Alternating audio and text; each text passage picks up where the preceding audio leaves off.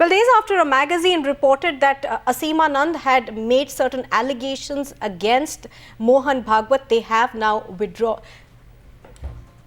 In fact, Aseem Anand has released a statement where he has rubbished the magazine, making charges that he had said that, in fact, Mohan Bhagwat was linked to the Samjhauta blast. A clarification coming in from Aseem Anand.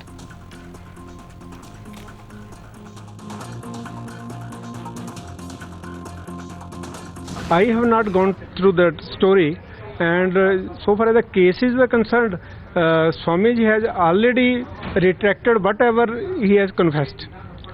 So far as the position of this interview is concerned, nobody can be allowed to go in the jail where the interview can be given. So I don't think that Swamiji has confessed anything, and moreover, he has no involvement in this case. So you are saying that interview inside the jail is not a possible? That is not permissible, neither it is possible. Moreover, rather it is illegal also. Nobody except the lawyer of the accused can meet anybody else is not allowed in the jail.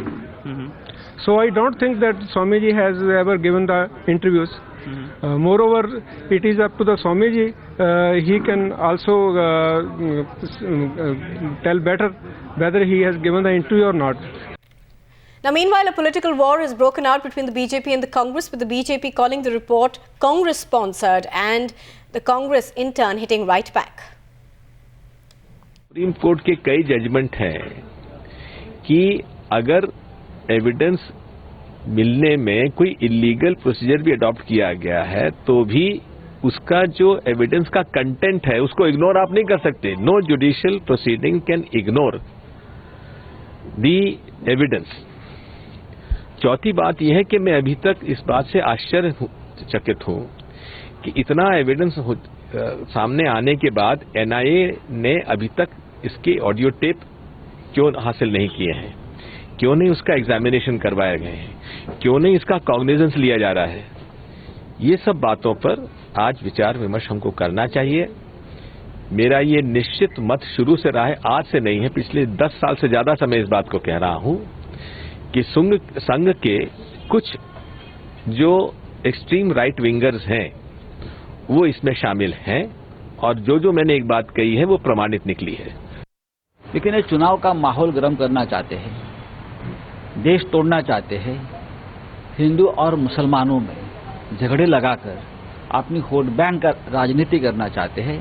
देखिए, हम किसी से डरते नहीं. जो बात हमने की है वो की है, जो नहीं की है वो नहीं की है.